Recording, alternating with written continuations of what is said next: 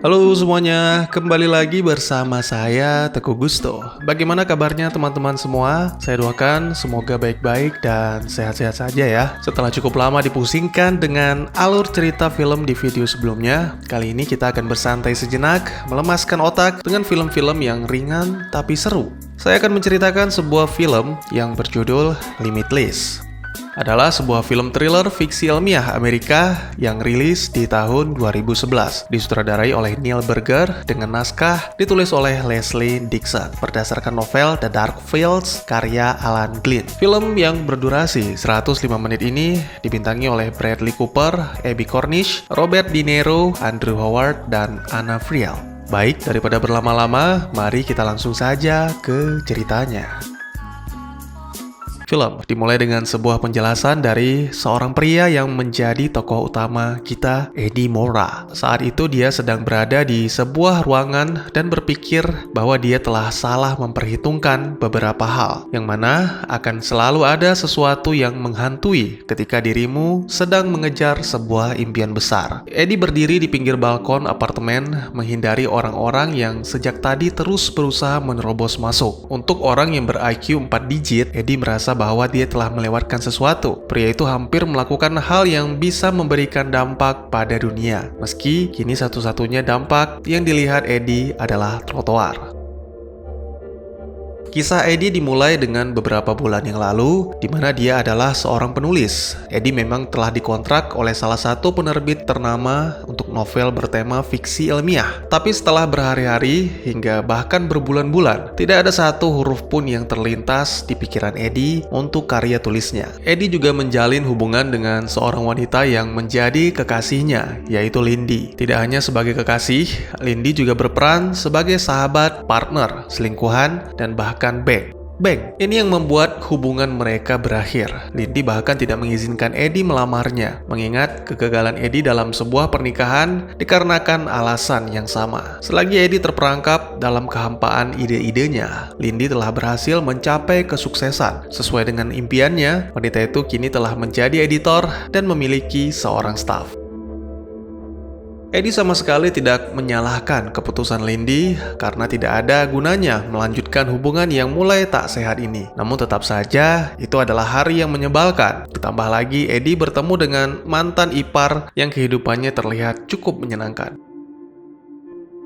Vernon, yang dulunya adalah seorang pengedar narkoba, menceritakan sedikit tentang saudarinya, Melissa, mantan istri Eddie. Kini wanita itu hidup di wilayah utara bersama anak-anaknya, dan saat ini sedang menekuni dunia sales via internet. Sedangkan Eddie, tidak ada yang bisa diceritakan selain kehidupan sebagai penulis yang telah mendapatkan kontrak dan saat ini pikirannya benar-benar buntu. Untungnya Vernon mempunyai sesuatu yang bagus, sesuatu yang saat ini sangat dibutuhkan orang-orang seperti Eddie. Sebuah obat ajaib berkode NCT48 yang diakui serta telah lulus pengujian. Pada dasarnya obat ini akan segera beredar di pasaran. Obat ini bisa mengidentifikasi reseptor di otak dan memicunya agar manusia yang selama ini hanya bisa mengakses kemampuan otak 10-20% menjadi 100%. Jangan pernah menolak keramahanku. Sebutirnya seharga $800 dan itu adalah hadiah, tegas Vernon sambil meninggalkan kartu namanya.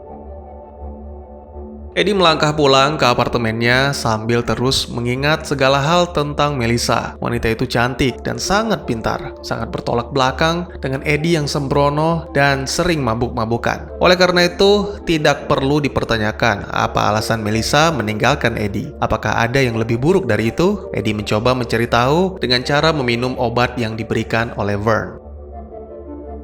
Sesampainya di kediaman, Eddie disambut dengan caci maki dan hinaan dari istri muda pemilik apartemen. Wanita yang bernama Valerie itu terus mengoceh karena Eddie masih belum bisa membayar uang sewa. Tiba-tiba saja Eddie merasakan sesuatu yang aneh, seolah-olah dia melihat dirinya sendiri baru saja tiba di sana. Pandangannya menjadi sangat cerah dan dia juga merasakan pikirannya semakin fokus dan menjauh dari Valerie. Sesaat kemudian ketika pikirannya telah kembali berfokus kepada Valerie, Eddie langsung menyerang balik dengan pertanyaan-pertanyaan yang tidak bisa dianggap salah. Eddie mencoba menggali permasalahan Valerie dimulai dari sebuah buku yang dibawanya tentang pelajaran hukum. Walaupun Eddie hanya melihat beberapa huruf di depannya, tapi secara ajaib Eddie langsung mengetahui sebagian besar isi buku itu karena dia pernah membacanya beberapa tahun yang lalu. Otaknya mengingat tentang acara-acara televisi yang membahas tentang masalah hukum, sehingga perbincangan mereka semakin menarik dan akhirnya Valerie meminta Eddie membantunya menyelesaikan makalah. 45 menit kemudian, makalah tersebut selesai sekaligus menyelesaikan permasalahannya dengan Valerie. Melihat rumahnya yang sangat berantakan, untuk sesaat Eddie ingin membakar semuanya. Tapi pada akhirnya, kewarasanlah yang menang. Eddie dengan cepat membereskan semuanya sendiri seperti dikerjakan bersama-sama. Obat apa yang sebenarnya diberikan oleh Vernon? Ini sangat berbeda dengan narkoba, karena Eddie merasakan 100% sehat, terutama dengan pikirannya. Eddie pun mulai menulis novelnya dengan sangat lancar, seolah-olah kata per kata itu muncul dengan begitu saja.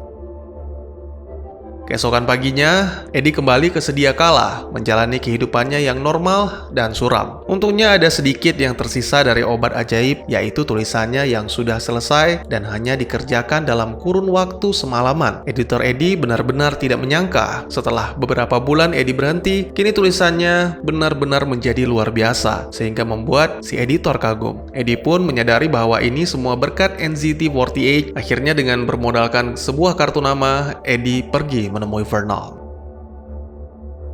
Sesampainya di kediaman Vernon, Eddie melihat kondisi pria itu yang bisa dibilang cukup buruk dengan luka-luka memar di bagian wajah. Vern menjelaskan bahwa semua ceritanya kemarin ketika berada di bar adalah bohong. Pil itu sangat-sangat ilegal. Walaupun demikian, Eddie tetap saja membutuhkan NCT dan dia rela melakukan apapun, bahkan menjadi budak Vern agar bisa mendapatkannya.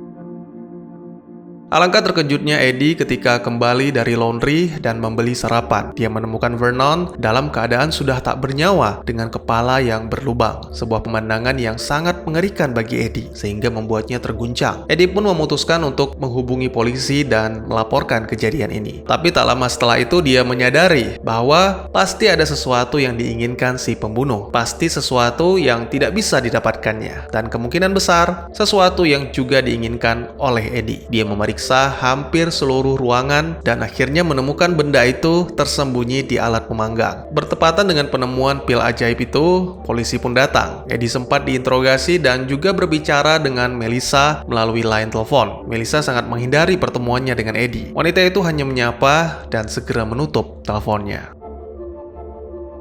Kini, Eddie memiliki sebungkus pil ajaib yang pastinya sangat diinginkan semua orang. Pada awalnya dia merasakan ketakutan akibat paranoid, tapi hari-hari berikutnya, Eddie menjalaninya dengan penuh kesuksesan. Mengkonsumsi setablet sehari membuatnya menjadi tak terbatas. Selain bisa dengan cepat menyelesaikan tulisannya, Eddie menjadi tahu banyak hal, baik yang penting ataupun yang sekedar lewat. Eddie ikut les piano dan dalam waktu 3 hari, dia berhasil bermain layaknya profesional, menggunakan kemampuan hitungannya untuk memenangkan judi dan bahkan mempelajari bahasa asing semudah berolahraga santai. Ingatan akan hal-hal yang pernah dibaca atau didengar kini menjadi lebih terorganisir. Dengan kejeniusannya, Eddie sekarang memiliki banyak teman, sampai-sampai diajak untuk ikut berlibur. Hanya saja yang menjadi masalah, Eddie harus terus bergerak maju, karena jika tidak, maka dia merasa tubuhnya seolah akan meledak. Contohnya seperti menulis. Eddie tidak bisa hanya menulis sepanjang hidupnya dengan mengkonsumsi obat tersebut. Dia harus memiliki gagasan baru untuk sesuatu yang lebih besar. Tapi pastinya dibutuhkan uang untuk menjalankan gagasan itu. Di pasar saham tidak ada namanya sukses besar. Berbeda dengan Eddie, dia memiliki NZT. Mengkombinasikannya dengan $800, sisa terakhir dari uang Vernon, Eddie mendapatkan penghasilan $2.000 per hari dan berikutnya $7.500. Kenaikan yang sangat lamban. Oleh karena itu, Eddie membutuhkan modal yang lebih besar dan karena bank tidak bisa memberikan pinjaman kepada orang seperti Eddie, maka dia menemui seorang tengkulak kejam bernama Gennady. Eddie memperhatikan pria itu dengan teliti dan menjelaskan keuntungan apa yang akan didapatkan si tengkulak. Eddie pun mendapatkan pinjamannya dan tentunya dengan persyaratan mutlak yang mana Eddie harus mengembalikan uang tersebut dengan semua keuntungan yang ditawarkan tepat waktu. Jika tidak, sebagai gantinya tubuh Eddie akan dipotong hingga lemas dan mati.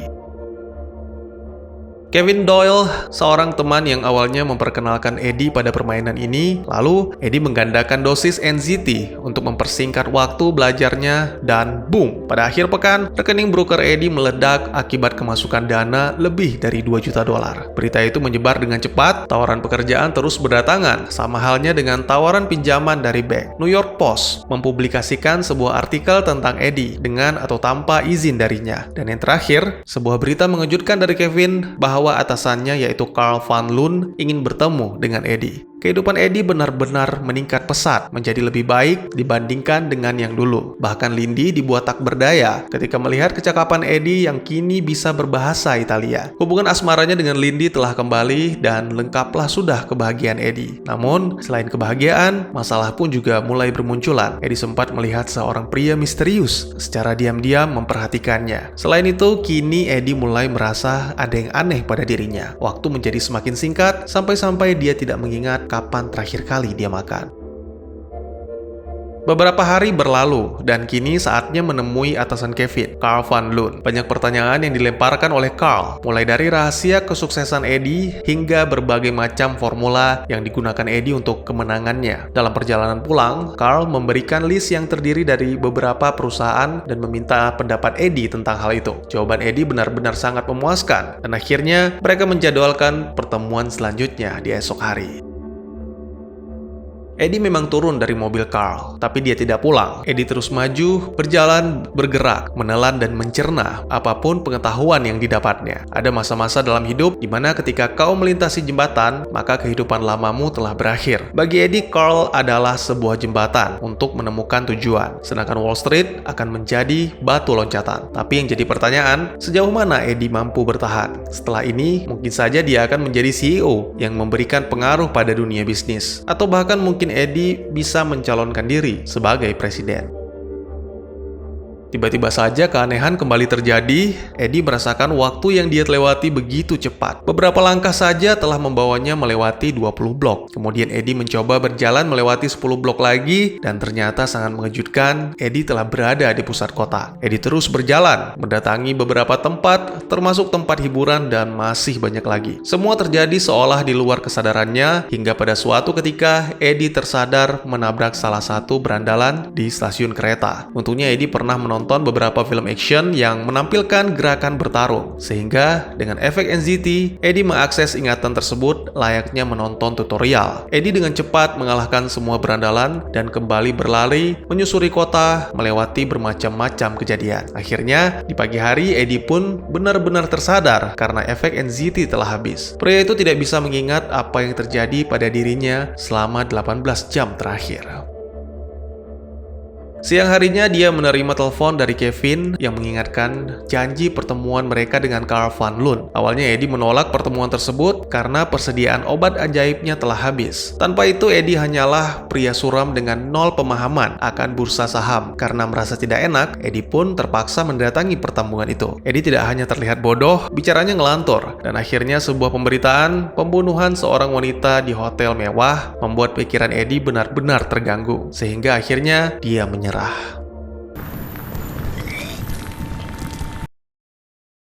Merasa khawatir dengan perkembangan kehidupan Eddie yang sangat luar biasa, Melissa pun menghubunginya karena yakin Eddie telah menerima sesuatu dari Vernon. Ternyata Melissa juga sempat mengkonsumsi NZT dan rasanya benar-benar luar biasa. Hingga akhirnya wanita itu sedikit demi sedikit hancur. Eddie yang mulai panik mencoba menghubungi beberapa nomor kontak klien yang tertera di buku catatan Vernon. Hasilnya, 3 orang diantaranya mati dan sisanya sedang dirawat di rumah sakit. Eddie masih belum menyerah. Dia terus menghubungi beberapa kontak untuk mendapatkan informasi tentang NZT. Hingga akhirnya, pria misterius yang berada di belakangnya menjawab panggilan tersebut. Menyadari hal itu, Eddie langsung menutup teleponnya dan melarikan diri.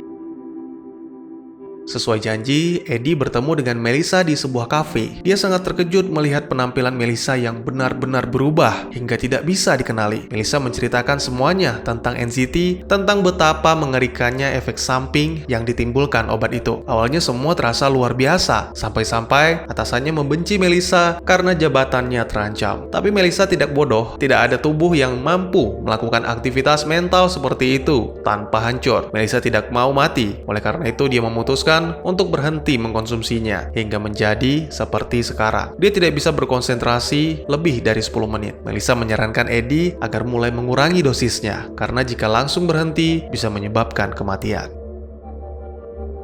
Ketika kembali ke kediamannya, Eddie dihampiri oleh Gennady yang marah besar. Siang itu, Eddie tidak menepati janji untuk membayar hutangnya kepada Gennady. Eddie pun langsung dihajar, hingga akhirnya Gennady menemukan NZT yang terjatuh dari tangan Eddie. Tanpa banyak bertanya, pria itu langsung menelannya dan akhirnya dia pun merasakan kehidupan yang benar-benar cerah seperti Eddie. Setelah menerima uangnya, Gennady pun pergi dengan wajah penuh kebahagiaan. Sedangkan Eddie malah sebaliknya, kepalanya serasa akan meledak dan kantor Lindy merupakan tempat terdekat bagi Eddie untuk berlindung. Eddie tidak punya pilihan selain menceritakan semua kebenarannya kepada Lindy. Wanita itu pun langsung menyetujui untuk mengambil NCT yang kini berada di apartemennya demi menyelamatkan Eddie. Pria misterius yang tadi memburu Eddie kini secara diam-diam mengikuti Lindy. Yang lebih gilanya lagi, dia tidak segan-segan membunuh dua orang pria yang mencoba menghalangi niatnya. Satu-satunya yang bisa menyelamatkan Lindy hanyalah dirinya sendiri. Oleh karena itu, Eddie menyarankan untuk meminum sebutir NZT agar Lindy bisa memikirkan apa yang harus dilakukan. Dalam 30 detik, obat ajaib itu pun langsung bekerja. Muncul beberapa ide untuk meloloskan diri, dan Lindy cukup menjalankan salah satunya agar bisa berhasil. Keesokan harinya setelah Eddie mendapatkan NCT, Lindy mengungkapkan rasa kecewanya terhadap Eddie. Walaupun memang Eddie banyak mengalami perubahan ke arah yang lebih baik, tapi dengan menggunakan pil itu, Eddie seperti menjadi orang lain. Lindy telah merasakannya, dan jika Eddie tetap berkeras masih mengkonsumsi obat itu, maka Lindy akan kembali mengakhiri hubungan mereka. Eddie memang bertekad berhenti mengkonsumsi NCT, apalagi melihat apa yang terjadi dengan Melissa. Tapi pada kenyataannya, itu tidaklah mudah. Kesuksesan dan kebahagiaan yang diberikan oleh NCT memang tiada duanya. Apalagi Eddie mendapat masalah baru dari Gennady yang mulai tergila-gila dengan pil ajaib itu. Tidak bisa seperti ini terus. Eddie harus menyusun rencana untuk menyingkirkan Gennady dari hidupnya. Dia menyewa bodyguard dan kembali bekerja kepada Carl Van Loon untuk mendapatkan lebih banyak uang.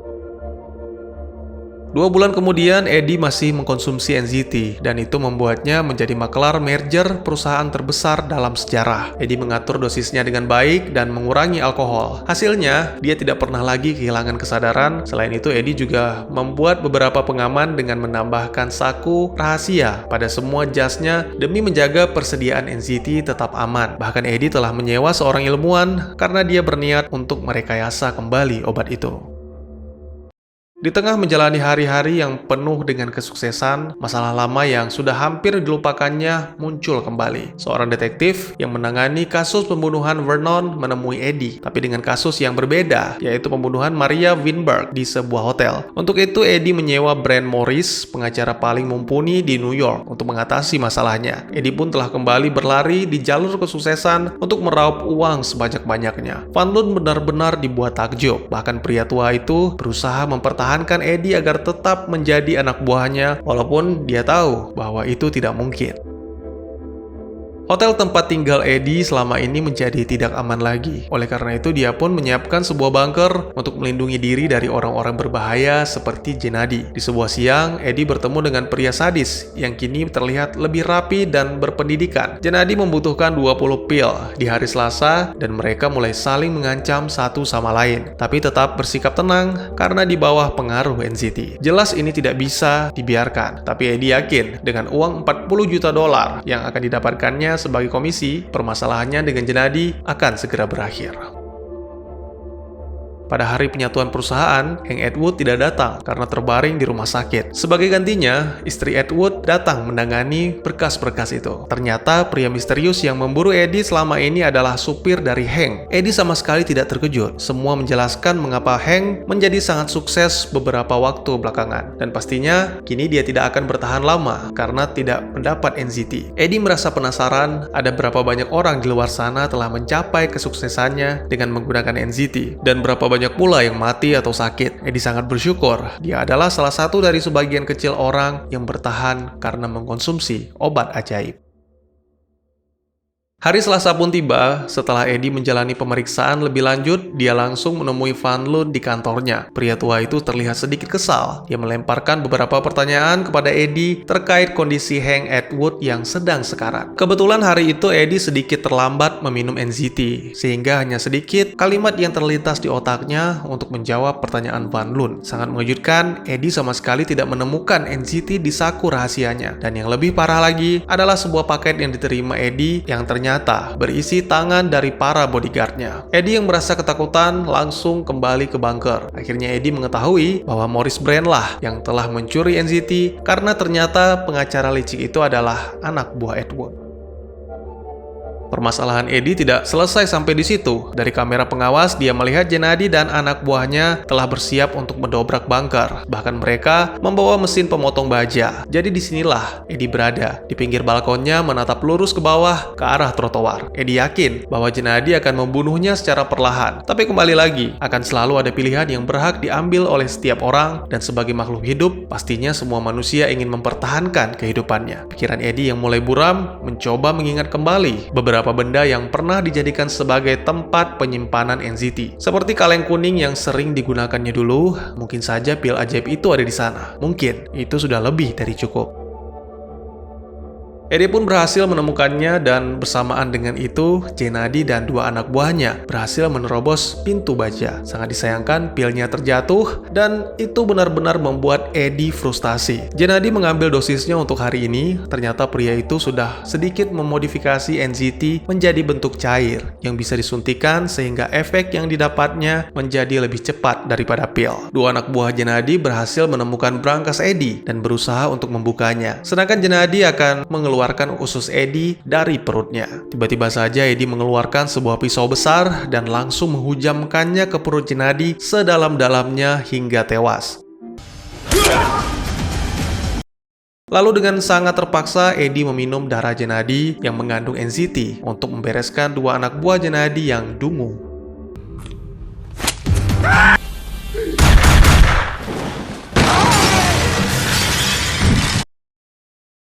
Eddie meninggalkan bunker menuju ke rumah sakit di mana Atwood dirawat. Akhirnya Hank Atwood dinyatakan telah meninggal dunia. Itu membuat Eddie bertanya-tanya mengapa Maurice Brand tidak menyerahkan obat itu kepada majikannya. Akhirnya Eddie bersekutu dengan supir Atwood untuk menyerang Maurice dan akhirnya mereka berhasil merebut kembali NZT-48.